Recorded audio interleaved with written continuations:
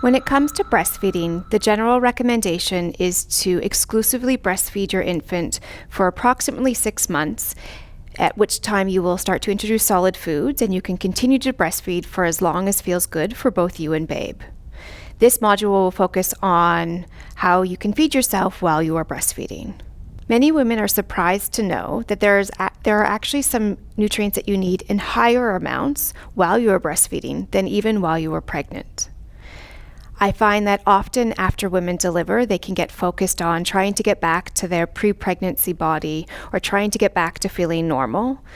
And it's important to know that during the first few months of breastfeeding, the emphasis should be on making sure you're getting the right nutrients and not on weight loss.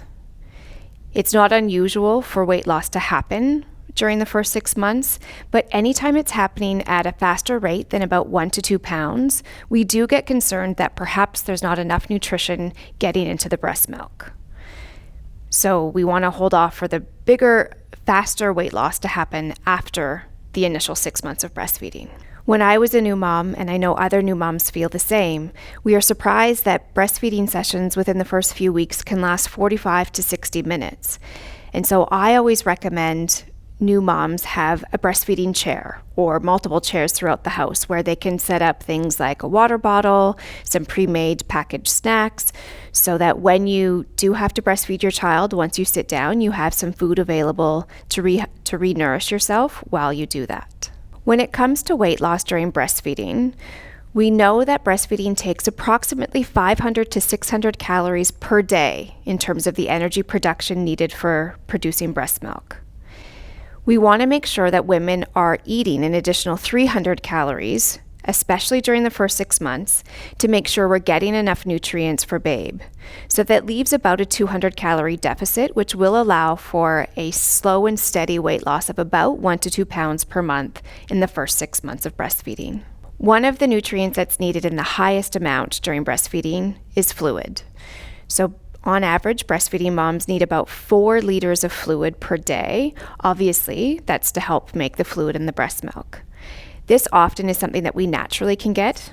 Many breastfeeding women talk about how thirsty they are. Having a water bottle with you when you leave the house and when you're breastfeeding, as well as any time throughout the day when you're around the house, is a good way to make sure you get those 4 liters that you need every day.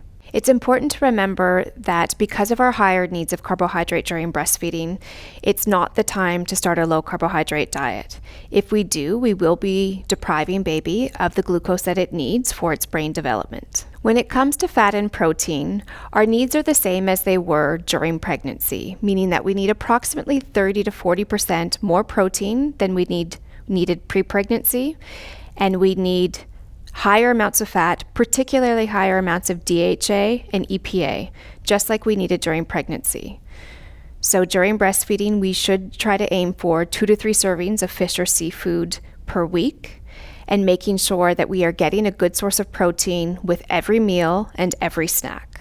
We do have higher needs for some B vitamins, including B12 and choline, as well as iron and zinc. So it's important to continue our prenatal throughout the entire time that we are breastfeeding. Our vitamin E needs actually rise quite significantly during breastfeeding or lactation, and in fact are higher than they were during pregnancy. Vitamin E is easy to get from fatty plant-based sources. So for example, things like nuts and seeds, vegetable oils. Making sure that we're getting these regularly every day can ensure that we're getting our vitamin E needs for baby. When it comes to iron, our iron needs actually drop once we deliver for the first few months of breastfeeding. That's generally because women don't resume their menstrual cycle for the first few months. However, as soon as our menstrual cycle does return, our iron needs increase significantly. If you are not menstruating, your iron needs are approximately 8 milligrams per day. As soon as that cycle resumes, it jumps up to 18 milligrams. Again, I recommend that women continue on with their prenatal, which does have some good iron in it, as well as making sure that you get your iron or ferritin levels tested in your blood approximately 2 to 3 months after delivery. This might be a great time to start a supplement as well. There is no need to restrict certain types of foods that might have bitter taste or strong spice unless you're noticing that baby is unhappy with the flavor of the breast milk. Certainly, breast milk does change its flavor depending on the kinds of spices and herbs that you use in cooking, but in general, this is actually quite good and expands baby's palate for different types of flavors. Obviously, if you notice that baby is uncomfortable or has more gas or is struggling with the taste of the breast milk, then you might want to avoid certain types of foods for a period of time. Approximately 1/3 of babies will suffer from colic. If you've had a baby who's had colic, you will know that it is very draining and it's very hard to not be able to console your baby. There does appear to be some evidence of food triggers for colic. For example, we know that there is an association between high dairy intake and colic in some infants. If you notice that your baby is struggling from colic, I do recommend eliminating dairy for perhaps 2 to 3 weeks and noticing if there's an improvement. If there is no change, there's no need to limit it, and dairy isn't the trigger. Other common triggers are things like caffeine or garlic. So this is also something that you can do a simple 2 to 3 week elimination and see if it improves baby symptoms. There is some evidence that probiotic supplementation, both for babe and for mother, can help with colic. So this is something you may want to discuss with your healthcare practitioner. Because nutrient needs are so high during breastfeeding, it's really important that we're not limiting our food intake beyond what is necessary. So if we notice that our 2 to 3 week trial doesn't improve baby's colic symptoms, it's not a good idea to keep limiting that food. If you notice changes in baby's bowel movements and are concerned about a particular trigger, again, speak to a healthcare practitioner and do a 2 to 3 week elimination of that particular food. And if it improves babe's symptoms, then we're on the right track. If it doesn't, it's not something that needs to be restricted in your own diet. When it comes to caffeine intake, moderate amounts, for example, between 200 to 300 milligrams, are considered safe. It is important to know that caffeine will enter the breast milk, and you may notice changes in your baby's alertness following your caffeine intake. So you may want to time your caffeine intake appropriately. When it comes to alcohol, I can appreciate it's been a long 9 months without it while you were pregnant, and you might be looking forward to getting back to some of your favorite alcoholic beverages. There are some things that we can do to make sure that we are keeping baby's safety in mind. We know that alcohol does get into the breast milk, and it leaves the breast milk at a fixed rate, meaning there's nothing you can do to speed up how quickly the alcohol is out of the breast milk. You may have heard of the term pump and dump, the idea that if you pump your breast milk after drinking, that it will get the alcohol out of it quicker. This is in fact not true. There's nothing you can do to speed up how quickly the alcohol leaves the breast milk.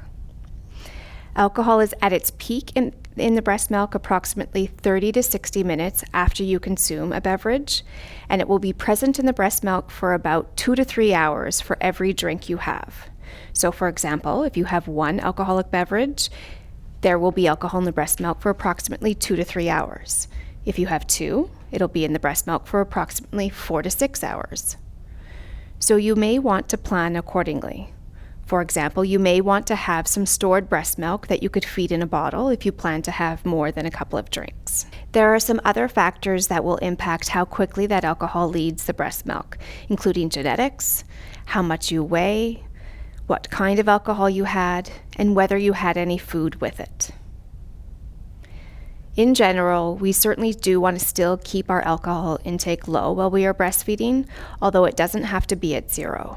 When it comes to exercise, you can return to exercise as soon as you feel physically ready. High-intensity exercise has been found to change the flavor of breast milk and sometimes can change the quantity of breast milk.